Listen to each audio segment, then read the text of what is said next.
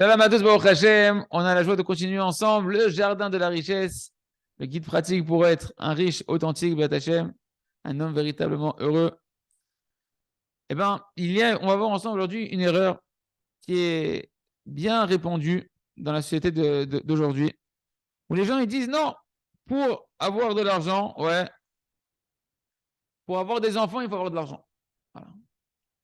Tant que j'ai pas suffisamment de quoi, combien on a entendu dans notre entourage, non, mais je veux pas mettre des enfants au monde si j'ai pas de quoi les gâter. Et je veux que chacun, je puisse lui donner tout ce qu'il a besoin, tous les cadeaux qu'il veut, tous les trucs qu'il veut. Et si j'en fais encore un autre, je vais le restreindre celui-là, etc. Et ça, les amis, on va voir que c'est complètement faux et c'est exactement l'opposé de la réalité de comment Kadosh Baruch Hu, il gère le monde de notre émouna. Pourquoi? Parce qu'en réalité, Akadosh Baruch c'est lui qui donne la parnassa à chacune des créatures qu'il crée, Akadosh Baruch Hu. Chacun d'entre nous qui existons aujourd'hui, c'est pas simplement parce que nos parents ils ont voulu, c'est qu'Hachem nous a créés. Et si Hachem nous a créés, il a prévu de nous donner de quoi vivre et faire notre mission. Chacun qui naît, il naît avec sa parnassa. Kipchuto, on le verra plus tard dans le chapitre sur la manne qui tombait dans le désert. Il y avait des portions de manne qui tombaient en fonction du nombre de personnes dans la maison. Hachem, il donne la parnassa à chacune de ses créatures. Et au contraire, regardez comment c'est complètement à four, à l'envers de ce que le monde y pense. Il y a beaucoup d'entre nous, les amis, qui avons de la parnassa par le mérite des enfants que l'on a. Ça veut dire quoi? Ça veut dire qu'en réalité, certains parents, ils ne devraient pas avoir tout seuls dans leur mission autant de parnassa.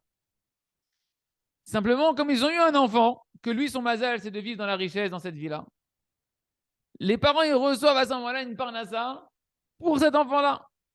Et donc, en réalité, tu vas avoir des parents qui vont avoir de la parnassa qui ne leur appartient pas à eux en elle-même, mais elle est là pour qui? Pour les enfants. Donc, le compte que les gens ils font de se dire non, mais moi, tant que j'ai pas assez d'argent, je ne fais pas encore d'enfants, c'est déjà avec 3 enfants, déjà, j'ai du mal à les rendre heureux comme il faut. Alors, c'est pas. Parce que non, déjà, la parnassacta, elle est pour tes enfants, certainement. Et que quand tu vas amener d'autres enfants, non seulement que tu ne vas pas diminuer ta parnassa, mais par le fait que tu vas amener d'autres neshamot, au contraire, qui sait quel neshama tu vas amener maintenant sur terre? Peut-être tu vas amener une neshama maintenant, elle, dans le ciel, c'est décrété qu'elle doit être riche. Et par le mérite de cet enfant que tu vas faire venir maintenant, ben, tu vas recevoir encore beaucoup plus de parnassa. C'est à Tsoum, les amis, ce qu'on vient de voir. Ce point-là, il est à Tsoum. C'est-à-dire que combien chacun il se limite dans les enfants. Non, mais la parnassa, la parnassa, la parnassa. Non seulement ta parnassa, elle est pour tes enfants.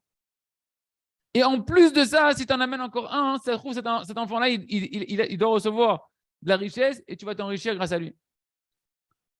Et ça, les amis, on en vient au point supplémentaire, c'est que la seule manière d'autoriser en réalité les moyens de contraception, c'est véritablement quand il y a des raisons qui sont valables, soit des problèmes de santé, soit le temps que la maman elle se remette sur pied, qu'elle reprenne des forces au niveau de son corps, etc. À ce moment-là, on peut autoriser de la contraception que par un rave qui est expert dans le sujet et qui sait véritablement les tenants et les aboutissants de pouvoir permettre ou pas la contraception et par quels moyens.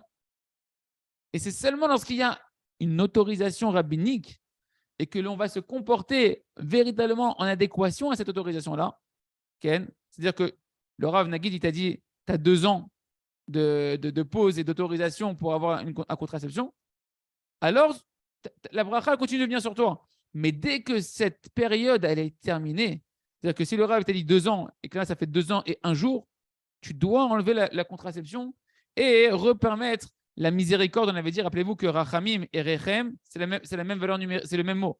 Rechem, c'est la matrice de la maman, et Rechem, c'est aussi la miséricorde d'Hachem. Tu dois réouvrir le canal de la miséricorde d'Hachem. Et si jamais tu veux prolonger, tu dois aller voir un rab et avoir une autorisation. Sinon, tu n'es plus dans l'autorisation rabbinique. Et qu'est-ce qui se passe? Eh bien, tu fermes le canal de la miséricorde d'Hachem, qui est le Rechem, qui est la matrice de la maman. Et donc, en réalité, maintenant, si quelqu'un veut savoir comment réparer ça, des gens qui, des couples qui ont eu des moyens de contraception sans autorisation rabbinique, et qui sont empêchés en fait de la miséricorde d'Hachem de venir sur terre à travers des enfants. Ou bien, déjà, c'est qu'ils enlèvent ces moyens de contraception. Et si jamais c'est pas possible, si une femme elle a fait une ligature des trompes ou des choses qui font qu'ils ne peuvent plus avoir d'enfants à cause des contraceptifs qu'ils ont pris, alors qu'ils prennent sur eux de diffuser des notions qui vont permettre aux gens de ne pas prendre des contraceptions n'importe comment. D'accord, diffuser des sujets qui vont permettre aux femmes d'arrêter les avortements, de soutenir des associations qui vont permettre d'arrêter les avortements, des choses qui vont réparer mesure pour mesure ce que eux, ils ont empêché de la vie de venir par la contraception, maintenant, qui permettent à d'autres personnes de pouvoir amener des enfants, et ainsi, ça sera aussi une réparation pour eux. Le Rav dit, il a fait un CD qui s'appelle Yeladim Zesimcha. Il y a un CD du Rav Arouche qui s'appelle Les enfants, c'est la joie, où là-bas, le Rav, il parle énormément sur le sujet de l'avortement, des contraceptions non autorisées, etc.